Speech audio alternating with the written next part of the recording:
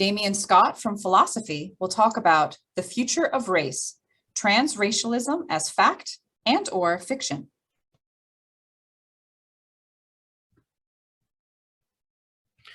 Many of us might remember the King of Pop, Michael Jackson, and the subsequent surgical alterations to his facial features and the skin whitening that he engaged in prior to his passing.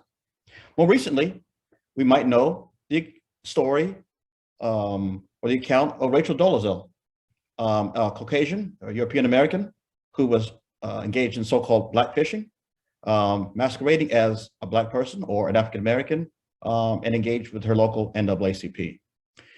These so-called transracial identities are highly problematic at this point in history from our particular cultural points of view. The embrace of a transgender identity, however, is seen as far more respectable. Why is that? People might indeed be transracial right now and not realize it. Or maybe they are someone that you might know are transracial, yet are compelled to hide it from a hostile social world.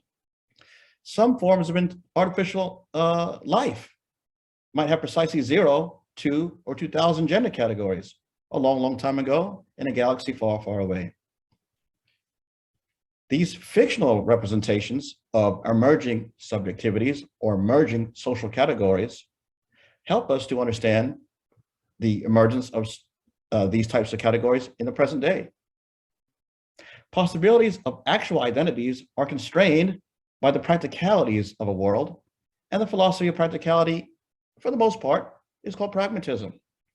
Now, very few things are as impractical as possibilities of fictional differences, yet funny enough, we can sense these things quite easily as they seem to necessarily depend on real objective distinctions.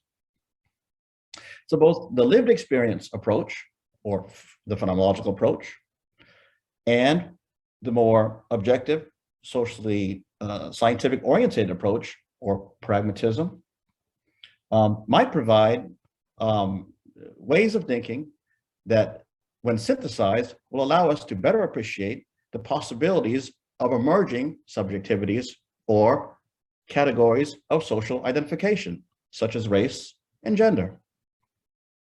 My research attempts a synthesis of the more object-oriented approach, or again, the more pragmatic approach, the objective approach, with the phenomenological or the lived experience approach, in terms of appreciating when objects play a role in lived experience and when lived experience should be understood in a more objective fashion.